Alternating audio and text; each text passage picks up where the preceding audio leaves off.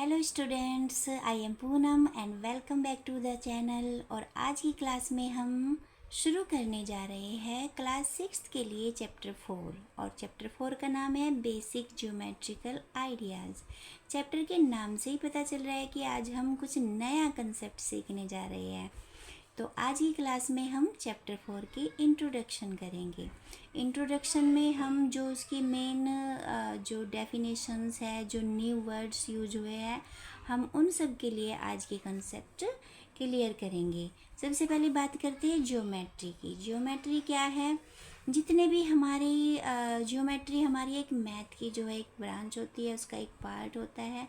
आगे आप क्लासेस में जाके करोगे तो आगे आपको ये पूरा का पूरा चैप्टर या पूरी की पूरी बुक आपको ज्योमेट्री के नाम से मिलेगी। तो वहाँ यहाँ पर हमें जो उसके जो मेन पॉइंट्स है, जो स्टार्टिंग जो होती है, उसमें जो वर्ड्स हमारे इस चैप्टर में स्टार्ट हुए हैं, हम उनके कंसेप्ट क्लियर करेंगे। जैसे point, line, line segment, shapes, figures और भी बहुत सारे वर्ड्स हैं जिनको हम इसमें क्लियर करेंगे। मतलब कि जब हम उन वर्ड का यूज करें, जब हम उन वर्ड को सुने, तो उन्हें सुनकर हमें पता चल जाना चाहिए कि हाँ, इस वर्ड की बात हो रही है और ये जो वर्ड यूज हुआ है इसकी शेप ऐसी होती है, इसकी फिगर ऐसी होती है, इसमें प्रॉपर्टीज़ ये होती है। मतलब उसका हम अच्छे से यूज कर सके। तो जब हमारा चैप्टर शुरू होता है तो इस चैप्टर में हम जो है ये हमारे जो बेसिक पॉइंट्स हैं हमारे, हम उनको कंसेप्ट क्लियर करेंगे। तो सबसे पहले हमारा पॉइंट होगा पॉइंट। जब हम ये चैप्टर शुरू करेंगे तो हमारे लिए एक वर्ड यूज होएगा पॉइंट। तो पॉइंट क्या है? सबसे पहले हमें पता होना चाहिए कि पॉइंट क्या है। आप डेली अपनी जो डेली हमारा काम होता है उसमें हम पॉइंट वर्ड बार बार यूज करते हैं। अगर आप किसी पेन से, पेंसिल से या किसी नुकीली चीज़ से इस तरह से कहीं भी कोई ड्रॉ कर देते हो और मैं इसको कोई नाम दे देती हूँ, मैंने इसको नाम दिया है ए, तो ये जो ए है ये मेरा हो जाएगा एक पॉइंट। तो पॉइंट क्या होता है? बस इस तरह से कोई भी आप ड्रॉ कर दोगे तो ये क्या है? हमारा पॉइंट। ओके, नंबर 2 है हमारा लाइन सेगमेंट। लाइन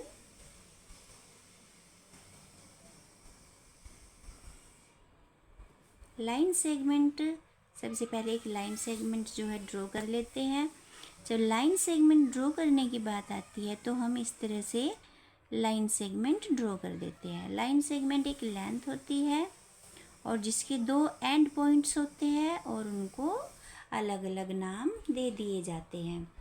मैंने यहाँ पर एक लाइन सेगमेंट ड्रॉ की है और उसको ए बी नाम दिया है। यहाँ पर हम देखते हैं कि जो ए बी है, ये जो है हमारी A B is a length. अगर मैं ए बी की बात करूँ तो ये फिक्स लेंथ है। अगर मैं इसको बोलूँ कि ये जो इतनी ये है, ये मेरी 5 सेंटीमीटर है, तो ये 5 सेंटीमीटर ही रहेगी, इससे ज़्यादा तो नहीं होगी ना इससे कम होगी और ना ही इससे ज़्यादा होगी। इसलिए इसको कहेंगे which is fixed and it have 2 and points. सबसे पहली बात तो ए बी मतलब कोई भी लाइन सेगमेंट क्या है? एक लेंथ है जो फिक्स्ड है और उसके 2 एंड पॉइंट होते हैं। एंड पॉइंट का मतलब ये है, ये जो है ये इसकी लिमिट्स, हम इससे आगे इसको एक्सटेंड नहीं कर सकते। बस इसकी ये फिक्स लाइन, इसी के अंदर ए से लेकर बी तक ही ये हमारी लाइन सेगमेंट है। और अगर हमें लाइन सेगमेंट लिखना हो तो हम इसको लिखेंगे it is represent by A B. लिखने के बाद हम इसके ऊपर इस तरह से एक सेगमेंट का मार्क ड्रॉ कर देंगे। याद रखिए बच्चों, जब भी आप लाइन सेगमेंट लिखते हो तो जो भी आपने उसके एंड पॉइंट्स को नाम दिए हैं उनको लिखने के बाद उसके ऊपर एक छोटी सी लाइन सेगमेंट ड्रॉ कर देंगे। और इसमें क्या है? इसकी लेंथ फिक्स होती है और इसके 2 एंड पॉइंट्स होते हैं। ओके, अब देखिए नेक्स्ट नंबर है हमारा line.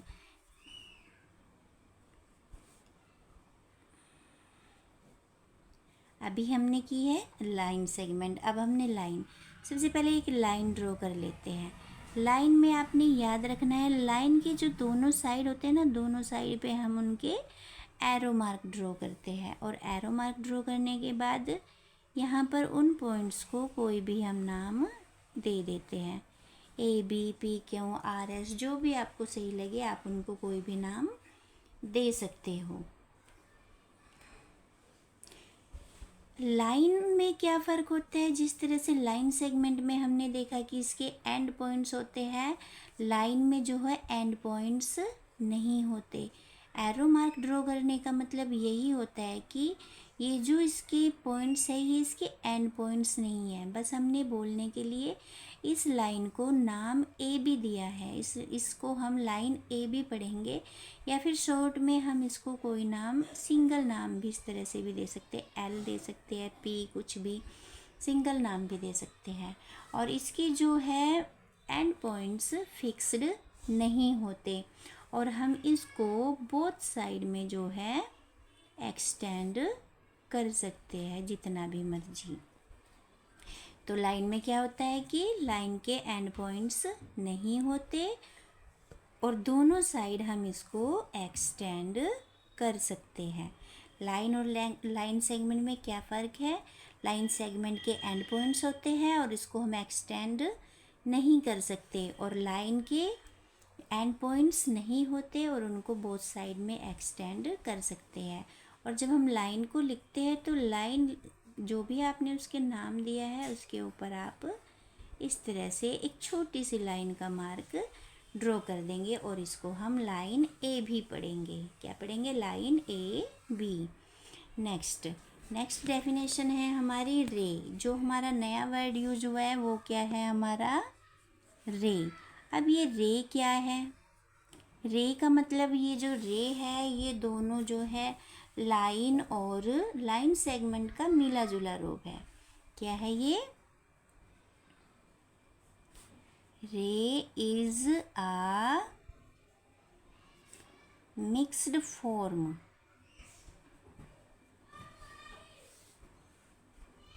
Of line and line segment. Mixed point इसलिए है, चलो सबसे पहले एक रे ड्रॉ कर लेते हैं, क्योंकि इस जहाँ से ये स्टार्ट होती है मैंने इसको नाम दिया ओ, और इस साइड ये जा रही है तो इसको नाम मैंने दिया पी। तो ये क्या हुई है मेरी, यहाँ से स्टार्ट हुई है तो ये हो जाएगा इसका ओरिजिन पॉइंट, क्योंकि इसका एक साइड जो है ये तो हमारा हो गया है एंड, यानी कि लिमिट हो गया, बाउंड हो गया है, इससे आगे हम इसको बढ़ा नहीं सकते, यहाँ पे स्टॉप, इसको रोक दिया है हमने।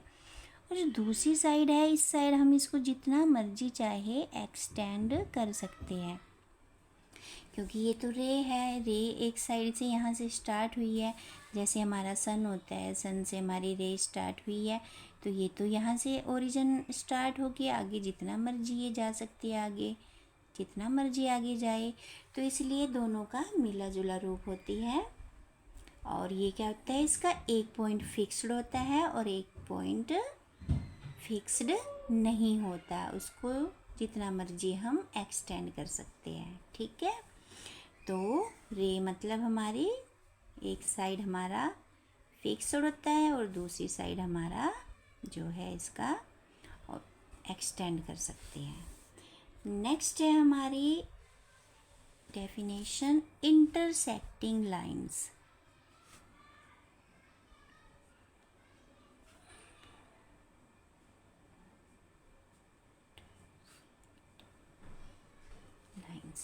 जैसे कि नाम से ही पता चल रहा है, इंटरसेक्टिंग लाइंस। इंटरसेक्टिंग लाइंस क्या होती है, टू लाइंस, मान लिया मेरे पास टू लाइंस है, two lines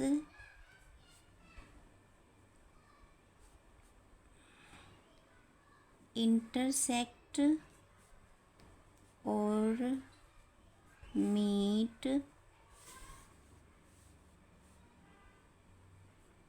at a point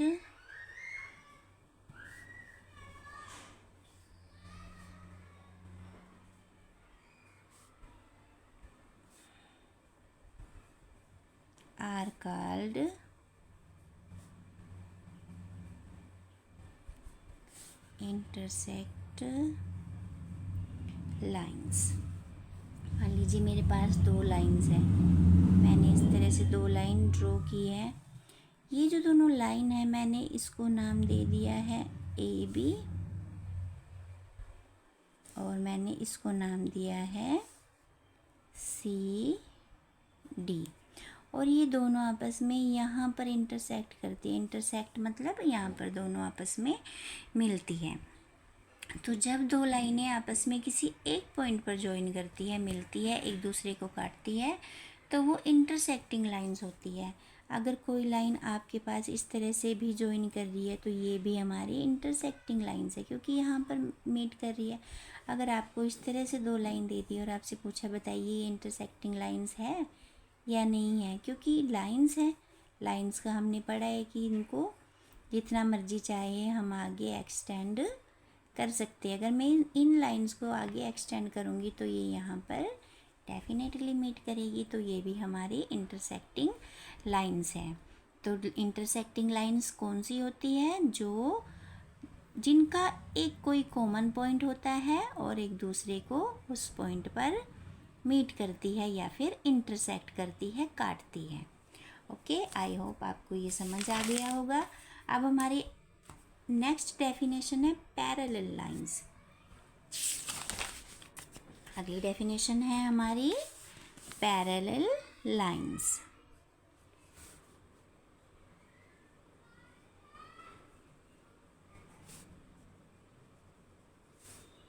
parallel lines क्या होती है? चलिए मैं दो लाइन ड्रॉ कर देती हूँ, एक लाइन ये और एक इसके साथ में ये लाइन मैंने ड्रॉ की है। तो ये लाइन मैंने इसको नाम दिया है L और इसको नाम दिया है मैंने M। तो ये दो लाइन है मेरे पास। सबसे पहले पैरेलल लाइंस क्या होती है? पैरेलल लाइंस जो है कभी भी एक दूसरे को नहीं काटती, एक दूसरे को इंटरसेक्ट नहीं करती, और दूसरी इनके बीच में जो डिस्टेंस होती है ना, ये डिस्टेंस हमेशा इक्वल होती है, कभी भी ये कम या ज़्यादा नहीं होती। सबसे पहले क्या कि पैरेलल लाइंस एक दूसरे को कभी भी नहीं काटती, और दूसरी इनके बीच की जो डिस्टेंस होती है वो हमेशा इक्वल होती है। चलिए एक एग्जांपल ले लेते हैं। एक लाइन मैंने ये ली है और दूसरी लाइन ये, इसका मैं अगर डिस्टेंस कम कर देती हूँ, और क्योंकि ये लाइंस है इनको आगे एक्सटेंड करूँगी तो ये आगे जाके कहीं ना कहीं आपस में मीट कर जाएंगी, और तब ये पैरेलल लाइंस नहीं रहेंगी और ये इंटरसेक्टिंग लाइंस बन जाएगी। तो पैरेलल लाइंस क्या होती है? जो आपस में कभी भी मीट नहीं करती, और जिनके बीच की जो डिस्टेंस होती है वो हमेशा इक्वल होती है। ओके, अब देखिए नेक्स्ट डेफिनेशन है हमारी कर्व। अब ये जो कर्व है ये वर्ड क्या है? आपने सुना भी होगा। आप कोई पेन लीजिए अपना, ठीक है, पेन ले करके आप इस तरह से कोई भी अपनी मर्ज़ी से कुछ भी ड्रॉ कीजिए। इस तरह से कुछ भी करते रहिए ड्रॉ, आप कुछ ना कुछ बिना किसी उसके। तो ये जो डूडल्स आप बनाते हो ना, ये इस तरह से शेप्स अपनी जो भी है इनको हम कर्व कहते हैं। क्या कहते हैं इनको? कर्व कहते हैं। आपकी जो आपने ड्रॉ किए हैं ना डूडल्स, इन डूडल्स को हम क्या नाम देते हैं? कर्व्स। Doodles are curves. आगे इनके शेप्स के अकॉर्डिंग, कुछ प्रॉपर्टीज़ के अकॉर्डिंग हम इनका क्लासिफिकेशन कर देते हैं और इनको अलग अलग नाम में डिवाइड कर देते हैं। और शेप के और उसके अकॉर्डिंग हमारे पास कई तरह की कर्व्स बन जाती है।